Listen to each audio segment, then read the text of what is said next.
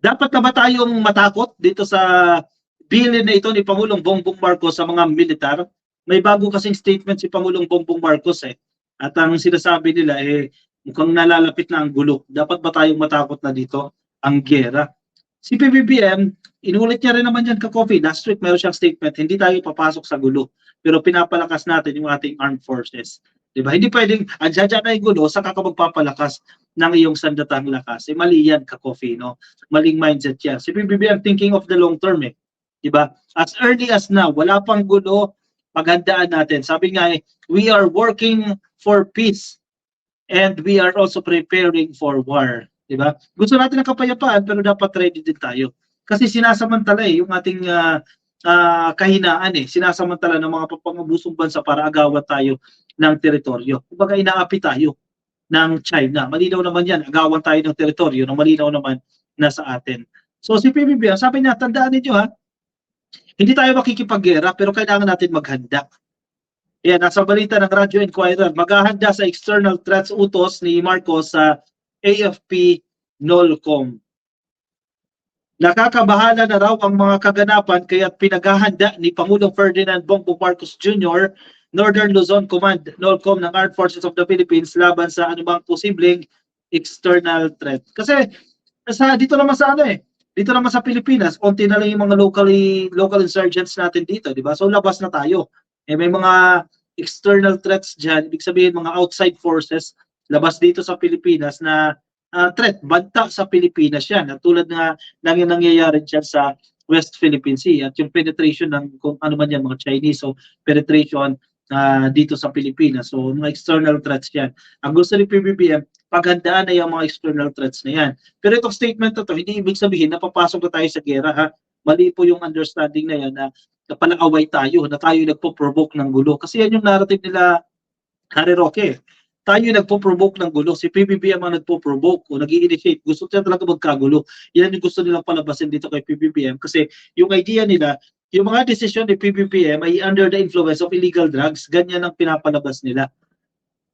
Ito raw ang utos ni Marcos nang bumisita siya kahapon, ditong Lunes lang po sa headquarters ng 5th Infantry Division at Joint Task Force Tala sa Gamo, Isabela, ayon sa hepe ng AFP Public Affairs Office na si Colonel Cerces Trinidad. Ipinaliwanag ni Marcos sa kaharap ang mga sundalo na nagbago na ang panahon at ngayon ang focus ay external defense, particular na ang mga aktibidad ng China sa West Philippine Sea. Actually, marami pa kasi dapat baguhin talaga sa ating sandatahang lakas kasi mahina talaga yung ating military. Sabi nga, di ba, kung magkakaroon niya ng gera yung ibang bansa libo-libo yung sundalo nila, tayo, marami tayo, mga mangkukulam daw, di ba? Ano magagawa yun sa bakbakan, di ba? Pinamunuan ni Major General Audrey Pasin ng Joint Task Force Tala at sakop nito ang Ilocos Region, Cagayan Valley at Cordillera Administrative Region. Pinangasiwalaan din nito ang Joint Task Force Baguio at ang PAF Tactical Operations Group 1 and 2. Yan po yung bilin dyan ni Pangulong Bongbong Marcos. External threats. Pero pansinin ninyo, sabay-sabay naman yung efforts dyan Yung diplomatic way para ma-settle yung disputes dyan sa West Philippine Sea, nagpapatuloy din yan. Pero syempre, si Gibo Teodoro, di ba? Defense Secretary natin yan. Mahusay ito, matalino ito alam niya yung mga strategies na gagawin dyan. Ito mga nangyayari, itong pagpabor ng international community sa efforts ng Pilipinas para labanan itong mapanakop na China, effective kung titingnan mo. Yung strategy na ginagawa dyan ni PBBM at nila Gibo Teodoro, effective yung kanilang strategy dyan. At tinan mo, ang daming kumakampi sa atin, ang daming naglalabas ng statement na pumapabor dito sa Pilipinas. No, bukod dyan, obvious din naman, may mga pinangahawakan tayong legal na nagsasabi, teritoryo natin yan, at ang China, wala, di ba? Kaya nakukuha natin yung side ng international community. Pero nung panahon ni Digong, never ginawa yan.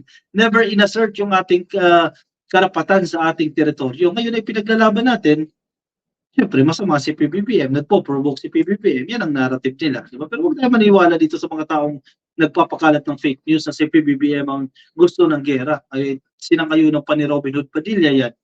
Diba? Na naghahanda porque nakipag-shake hands kay Zelensky, kesyo tayo na raw sunod sa gera. Nako, Mar Magpantay, may nag-tip dyan, kaya madami agad ang supporters ni Kibuloy ang pumunta. Mar Magpantay. Exactly, isang text brigade lang yan, no? O may nag-text, ano ba sa isang leader nila dyan, o punta kayo dito, may nakarating, pupunta kayo mga polis, o kailangan kayo human shield ang gagawin nila dyan. Siyempre, pag human shield ang gamitin dyan, ang mga polis hindi control yung movement nila, hindi sila basta-basta kumilos dyan kasi malaking issue yan, di ba? At siyempre, pinoprotektahan din nila ang mga citizen dyan. Di nila pinibakbakin yan, di ba? Galing eh. May nag-tip talaga dyan.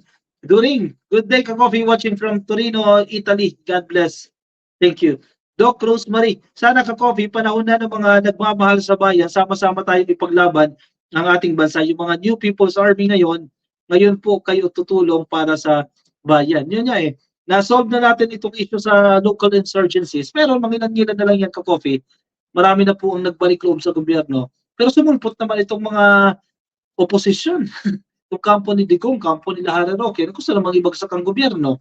Noon, mga MPA, armed groups, local insurgents, yung gusto magpabagsak sa gobyerno. Ngayon, iba, mga dating opisyal ng gobyerno na gusto ulit, mabigyan sila ng posisyon, hindi sila nabigyan, gustong agawin ang posisyon ni PBBM. Yan. Yan ang ginagawa nila ngayon dyan. Nag-iba lang ng imahe. Ngayon, mga nakabarong yung gustong sumira sa gobyerno. Ay nako, Ram J. Negros Island, present ka coffee. Magandang gabi po sa inyo. Marami tayong puro bunga nga panglaban nila sa pangunguna ni Attorney Roque. Mercy Otris Mangligot. Yun ang ginagamit nila dyan eh. Yung narrative nila. Kailangan palabasin nila na si PBBM mali ang desisyon. Yan ang narrative nila dyan eh.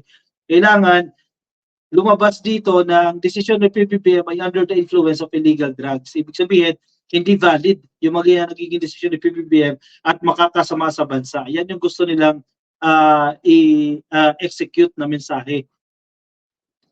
Gandang gabi, milk tea. Esteka Coffee, God bless watching from KSA. Kay Junval, happy viewing po sa inyo. Kay Estela Cortez, huwag kayo judgmental. Sobrang na talaga ang bangag admin na to. Estela Cortez. Pero sino yung may kaso? Diba? Sino yung may pananagutan sa batas? Sabihin din niyo yan. Hello, ka-coffee. Good evening. Watching from Torino, Italy. Kay Mandia Gayao. Happy viewing po sa inyo. Kay Ellen Conde, shoutout po. Nakikinig sa atin dyan sa Facebook. Happy viewing po sa inyo. At kay Ma'am Bunuan, no? Hindi ko na shoutout sa Ma'am Bunuan kanina. Thank you ma'am sa iyong stars. Kay Ma'am Hana Bunuan, thank you. Kay Joshua Barario Baito, shoutout din po sa inyo. At kay Kisha Verbo, happy viewing po sa inyo, ka-coffee. O sige, kung nasa Facebook po kayo, ka-coffee, pasuhin na lang, pa-like and follow na lang po ng ating Facebook page. At kung nasa YouTube po kayo, please click lang po na subscribe at i-like lang po yung video na yan. Sige, let's move on, ka-coffee, sa ating next topic.